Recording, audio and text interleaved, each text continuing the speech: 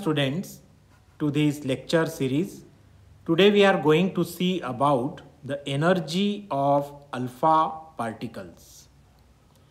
The energy of alpha particle determines its range, and range, as we know, is the distance traveled by alpha particles inside a material medium or a metallic block and so on. It denotes the penetration or the distance up to which the alpha particle can penetrate easily inside a matter. That is the range. And range depends upon the energy. So in this particular lecture, we are going to see how to determine the energy of the alpha particles. Energy of alpha particles can be determined with the help of an apparatus or instrument which is called magnetic spectrograph. The magnetic spectrograph consists of an evacuated chambers, and inside it a source of alpha particle S is kept. It also consists of a photographic plate which acts as a detector of alpha particles, and in the top right corner we can see a small dot surrounded by a circle which is denoted by capital B. It indicates that the whole apparatus is kept such that the magnetic field is perpendicular to the path of alpha particles. Let us see about this magnetic spectrograph briefly. So energy of alpha particles can be determined with the help of an apparatus called magnetic spectrograph. It consists of an evacuated chamber. In one corner of the evacuated chamber, the source S of the alpha particle is kept, and in the exactly opposite corner, a photographic plate P is kept. The photographic plate, it acts as a detector of the alpha particles. Now, a magnetic field B of very high value is applied such that it is perpendicular to the path of alpha particles. Now let a fine beam of alpha particle which is emitted from the source enter with a velocity v. So a fine beam of alpha particle is obtained by the slits, and suppose that the alpha particles are traveling with the velocity v. Now I have mentioned that the magnetic field is perpendicular to the path of alpha particles. Because of this magnetic field, a force acts on the charged alpha particles.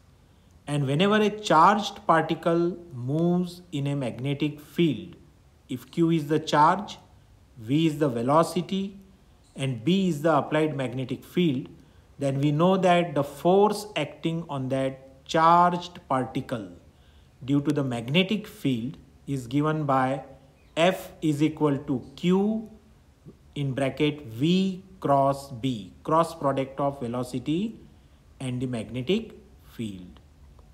If I expand it, I get F is equal to QVB sine theta. That is the expansion of cross product. V cross B gives me VB sine theta. Now in this case, Q is the charge of alpha particle which comes out to be twice E, 2 times electronic charge. E is the magnitude of electron charge, and we know that the magnitude of electron charge is 1.6 into 10 raised to the power minus 19 coulomb. V is the velocity of alpha particle and B is the applied magnetic field. Theta is the angle between the applied magnetic field and the direction of velocity of the alpha particles. Now, I have mentioned earlier that the magnetic field is applied perpendicular to the path of alpha particles. Hence, the angle between the magnetic field B and the velocity v of the alpha particle, the angle theta between them is equal to 90 degrees. They are mutually perpendicular to each other. And therefore, the force acting on the alpha particle now becomes F is equal to Q V B. This is our equation 2 because sine 90 is equal to 1. Now for the alpha particles, the charge Q is equal to twice E, where E is the charge of electron. Now why it is so? Why Q is equal to twice E? We know that alpha particle is nothing but a helium nuclei and it is given by twice He4. So here atomic number Z is equal to 2. It means the charge of alpha particle will be twice E because the protons are having charge equal to the magnitude of charge of electrons. So it is twice E. Therefore the equation 2 becomes force acting on alpha particle due to the magnetic field, this is equal to twice EVB. Now under the action of this force, due to the magnetic field, force due to the magnetic field, the alpha particle, it will move in a circular path. We know that when a charged particle enters a magnetic field, the magnetic field exerts a force on it, due to which the charged particle will begin to move in a circular path. So the alpha particles now moves in a circular path. After moving in a circular path, the alpha particle will be incident on the photographic plate to produce the traces on it. The traces produced are denoted by T1, T2 and so on. Now let R be the radius of the semicircular path, and suppose that this radius is measured from a certain fixed point. Now since the alpha particle moves in a circular path, there should be a necessary centripetal force to produce this circular path. So the necessary centripetal force that produces the circular motion of the alpha particles, it is given by mv square upon r. Now here m is the mass of alpha particle, v is the velocity of alpha particle, and r is the radius of semicircular path through which the alpha particle moves. So equation 4 gives the centripetal force acting on the alpha particles.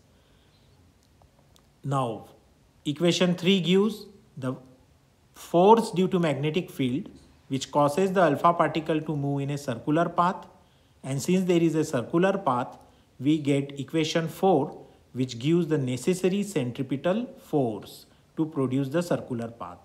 So equate the equations 3 and 4 and hence we get twice EVB. This is equal to mv square upon r.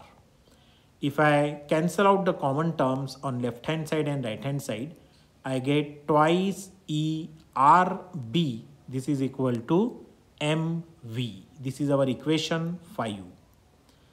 But mv, the term mv, which is equal to mass of alpha particle into velocity of alpha particle, this is equal to the momentum of alpha particle. Suppose that it is denoted by P. So put this in equation 5. If we put this in equation 5, we get twice ERB. This is equal to P, and that is equal to momentum of the alpha particles. This gives us equation 6. Now finally, the energy of the alpha particle can be calculated by using the relation energy E is equal to P square divided by twice M. This is our equation 7, and equation 7 is the expression for the energy of the alpha particles. Now in this case, we have to find out the momentum P. and momentum P is equal to twice ERB.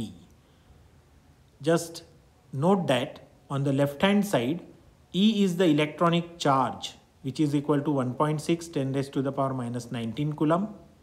R is the radius of semicircular path, which can be noted down from the magnetic spectrograph.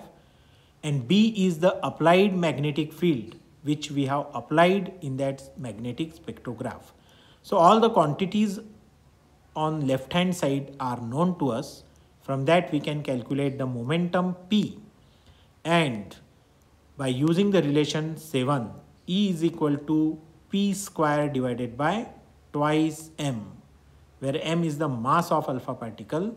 By using equation 7, we can calculate its energy. So that's all about the